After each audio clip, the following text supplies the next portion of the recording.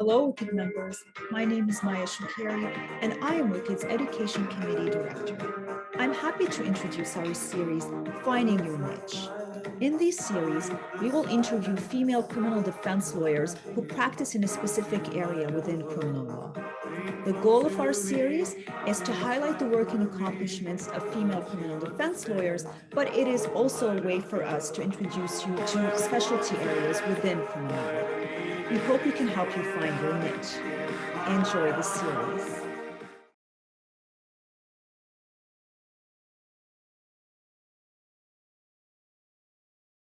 Tonya Kent, how are you? I'm good. How are you? I'm fine, thank you. It's very nice to see you. Nice to see you too. And thank you for being here with us today. You're part of WiCCD, and you're also part of many other associations, including the Criminal Lawyers Association and other ones. So I'll let you maybe introduce yourself just to start. Yeah, I'm Tonya. I'm now a sole practitioner. I'm part of, I'm a board member, the recent call director for Toronto for the CLA, and I'm on WiCCD. I forgot, I feel like I'm on something else, but maybe not. I think for abortion rights and Yes, so I am a board member for the Choice and Health Clinic, and that is an abortion clinic. I'm super reproductive rights, so I'm on that as well too. And so it's a busy life, but I enjoy it. Well, and we enjoy everything that you do, Tanya. And I can say for me, I just love working with you because I'm also a co-director for the CLA's Recent Call Yeah, that's Committee, how and we it's been a met. pleasure. Yeah, exactly. So, and it's really so much fun working with you. Okay, so Tanya, so you said you're now a sole practitioner. I know, and many people who know you know that you were in a firm before, Mhm. working as an associate in another firm, but then you just recently started your own practice, which is a very bold move. And I think a lot of people who are maybe working in a firm right now are thinking of maybe one day they would want to open their practice. And I'm sure they have tons of questions as to when should they make that decision. Did you feel like you were ready to start? Like, can you maybe tell us how did that process happen that made you want to start your own firm? Yeah, I actually never had that thought before. When I first got called to the bar, so I articled at Legal Aid Ontario. And when I first got called to the bar in 2016, I worked at one firm, which was very large at the time. And I did a whole bunch of stuff. So a lot of legal aid practice, and then just every single file from like assault to like murder. So like murder, I wasn't doing by myself. I was like with junior on prelims and stuff like that, but all those sorts of things. And then after about 2.5 years, a little bit more than that, I switched over to another firm. So there was more like private practice, a lot of like guns, drugs, that sort of thing. So again, always working for people. So kind of just picking up experience of like lots of different files, lots of different clients, lots of just different jurisdictions. But yeah, it came to a point that I sort of started to think, okay, maybe I just want to be on my own, control my own life, control my own time, and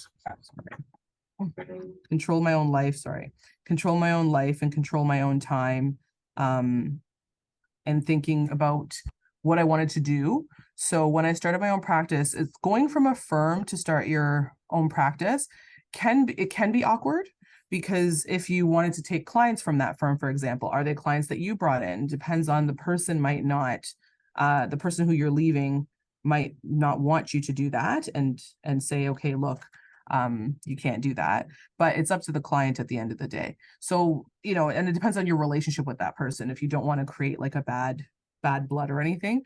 So for me, I think I only had taken a couple clients that were some legal aid clients that were particularly my clients that came to the firm for me, and it wasn't an issue. So I sat down with my previous employer and just went through, here are the files, these are the people that want to come with me, and it wasn't an issue.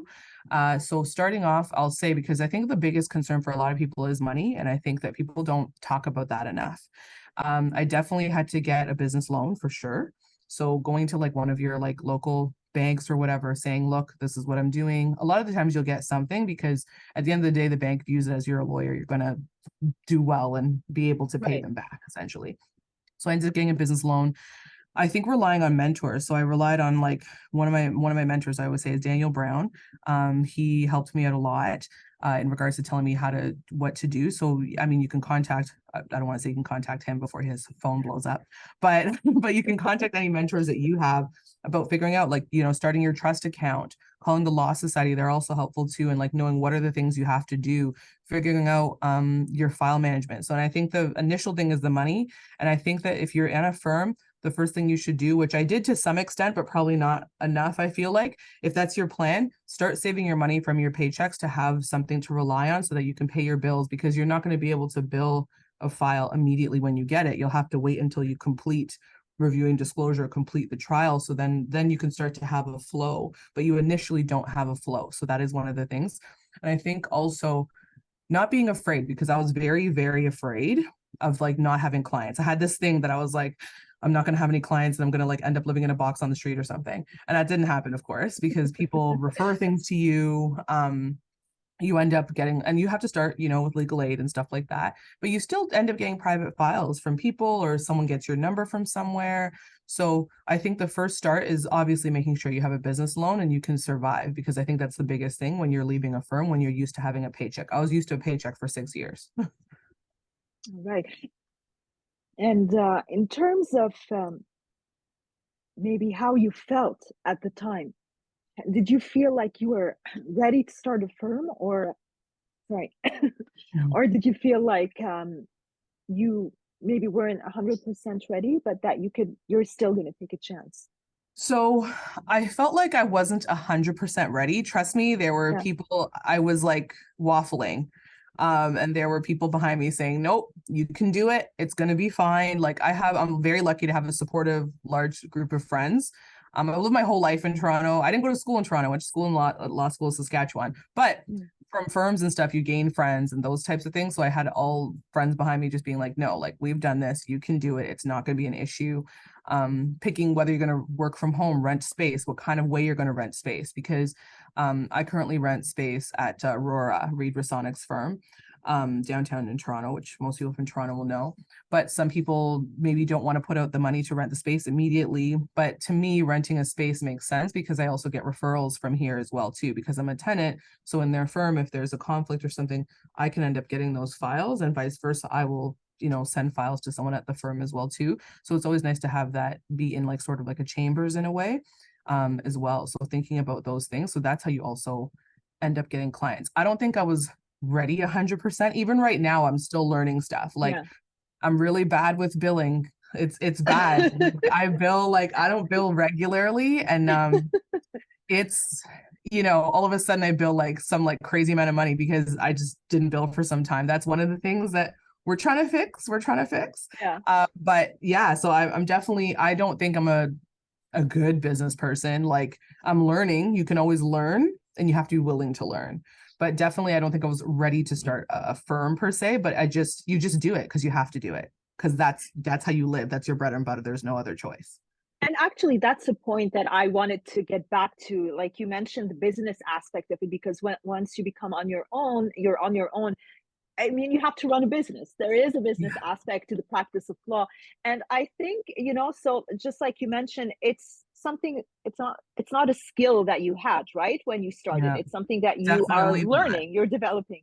Exactly. Definitely not a skill I have, because it's even like client management, those types of things. Like, trust me, I think like since I started, I maybe had like 2 clients fire me, and like one, like justifiably so. Like I just got very busy over time, and they didn't have time to, like, she was very needy, but like talk to her all the time, whatever. And she didn't end up doing a change of solicitor. So it's like now I'm like learning, okay, so I need to know how to manage people. That's part of dealing with business, or how to like, not let people try to undervalue your work. So like when you have a private client, someone's like, oh, but this other lawyer told me they'll pay, like they'll let me pay this, or like, oh, how come it's that price, or how come it's so expensive? And when you first start, because you don't want to lose the money, you start getting scared, because you're like, oh, maybe I should lower my price. But it's like, no. Then I tell people, oh, well, then maybe you should go there. Okay, that's fine. Because like the more business will come, because you shouldn't undervalue yourself, because at that point people don't respect you, I think. So it's learning how to navigate those things, learning how to create boundaries. That's another problem. because time is money. So I can't have a situation where I have someone crying about their life story for 2 hours, because it's like I have disclosure to review. I have, because, and that is time is money, because I'm billing for that time that I'm reviewing those things. So you have to really learn how to manage your time in order not to lose money, essentially. So it's a learning process. So it's not something that you immediately are just going to walk into. I mean, unless you got an MBA or something and you know how to run business, but that's not me. Definitely still learning that process. Yeah. And Tonya, do you feel like this aspect of like running a practice, it's something that you only really get to learn once you start your own practice, right? Like I don't, like you can be an associate for 10 or 20 years. I don't think you're going to be driven to really learn that, right? Like I Not don't know. What do really. you? Yeah, you learn certain things. Like from my first employer, it's like I learned how to run by the seat of my pants, you know? Like you got bails the day before and you just figured it out. You got, Yeah. you know, a trial maybe a week before, you figured it out. Yeah. So it's like I learned how to deal with things in the rush To do way, the law. to Yeah. do the And law, do the, but then yeah. business, I never did any legal aid billing in my life Right. at any firm. So I had to do that. Portal is like still foreign to me and it causes me anxiety every time I open it. Every time I open it, it's Apparently, though, anxiety. they're going to change it and it's Oh, supposed to well, become more hopefully it gets user better friendly. because it's the Yeah. worst. And then even at the second place I was, where there was more private files, there I saw how she dealt with things business wise and the way she dealt with clients and the way she kind of dealt with mine, because you're around when she's meeting with people.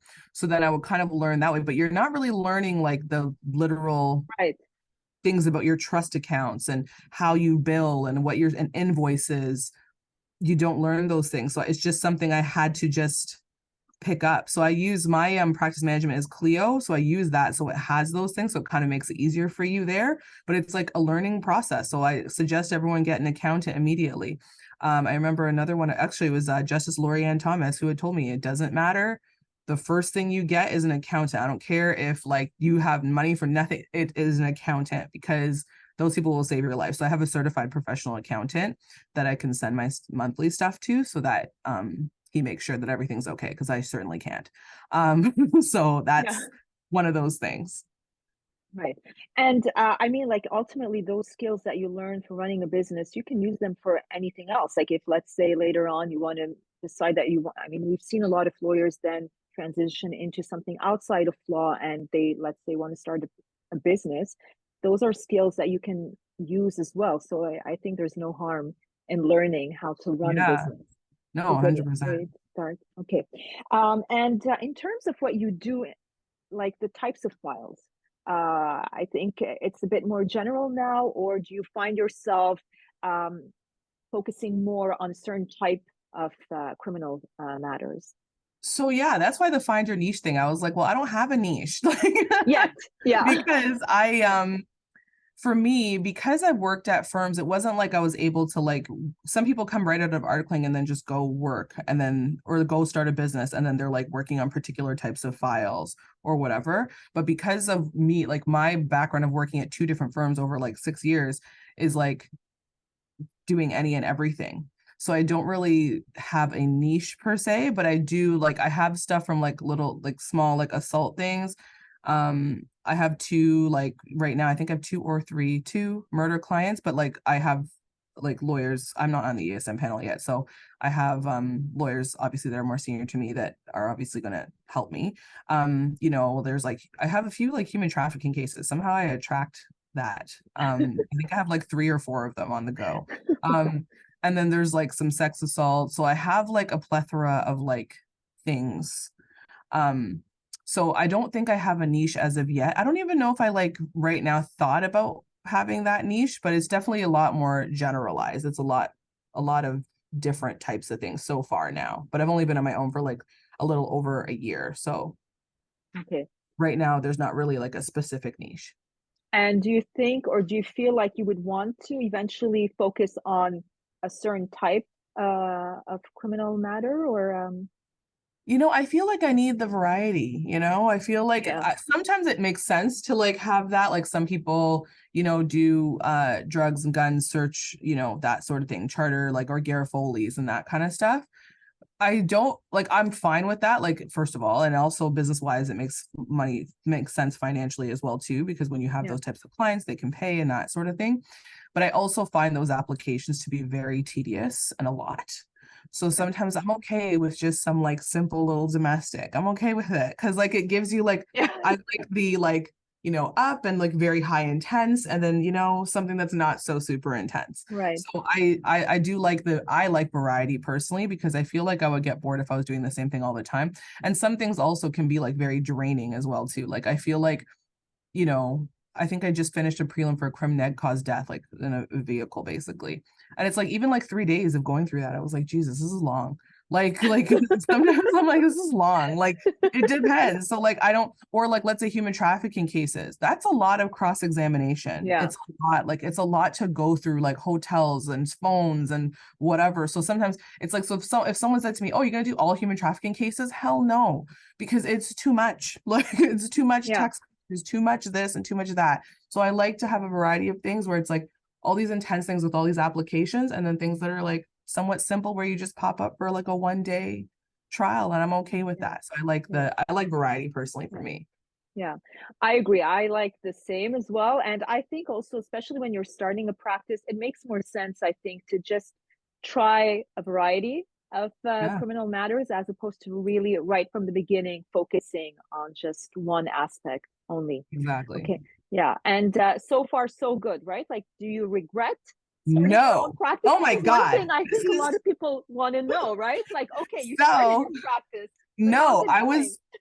I was so scared, and I was like, oh my God, I don't have a paycheck, because I'm used to a paycheck. I've like grown up with paychecks. My parents were never business owners. They worked regular jobs. We've all had paychecks. I don't think I even knew a business owner, like in the sense of like a close family friend or anything. So we didn't do that. So it was like, it was scary because I was like, what if I don't have money to pay my rent? What's going to happen? But like up to now, I'm like quite busy now, to the point I've just recently, she hasn't started yet, but I've hired an articling student. So obviously, because I need help in how I'm running my practice and stuff. So definitely I don't regret it, because like some of the good things, one, are like being able to make your own hours. So yeah, there are some times that I work a lot, because when you're running a business, you're not just doing the law part, you're having to do your billing and having to do your business. But honestly, the idea of being able to do it from wherever I want. I'm an Right. office worker. I like to be in my office. I do. But it's like, if I want to be home, if I have a schedule, like if it's like I want to do something, I'm like, okay, I'm just not gonna work that day, or I'm gonna go home early today. I haven't been doing that lately because my January is actually a little bit crazy. But I make my own vacation. Like I just book it off. I don't have to ask anybody. I don't have to do it like so long ahead of time because I'm afraid I'm gonna get set for a trial. Because Right. I just simply cut that time off and it's done. I do not regret it at all. It is the best thing I've done in my life. Well, Yeah. and it's very nice, and I'm very happy for you. And obviously, it's going well. So if you've survived so far, there's no reason why it won't just keep on growing exponentially. Yeah. So that's really very nice.